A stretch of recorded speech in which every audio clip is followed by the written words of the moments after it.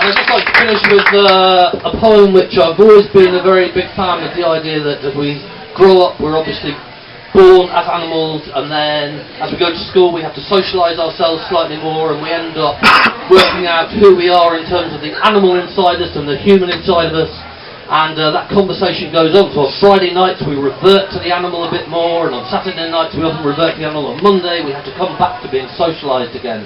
And so this poem is a letter to the animal inside me, followed by a quick poem about having a curry, which is what I quite often do when I'm feeling particularly animal. And if you want to join in on the phone sounds on the curry poem, you're very welcome to it.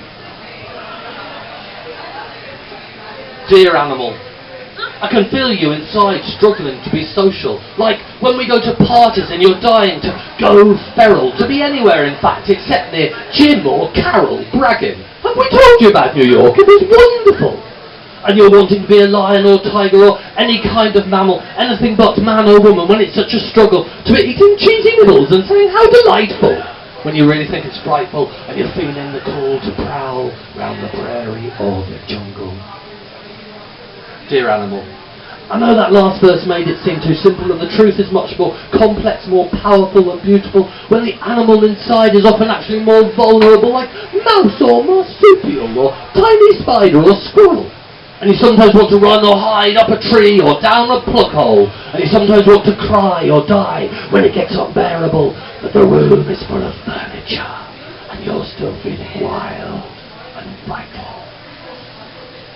Dear animal, I don't know how you find work possible when you can see that your colleague is nothing but a camel in a suit with a hump full of worry and feeling paradoxical about having to cross the desert of their targets when they were born to stroll. Hey, as cool camel is so much cooler than.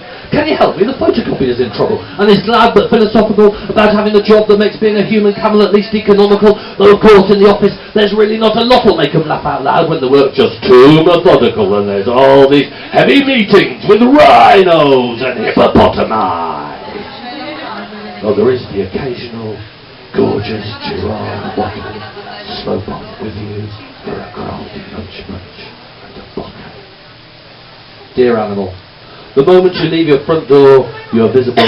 The way you walk, the way you talk, everything is physical. The way you move your head, the way you lean your head, the way you shag in bed, even the way you eat your bread, it's all become historical, symbolical, it's not all comical. Your shirt, your skirt, it's almost damned impossible to avoid the fashion police of legal, moral, logical.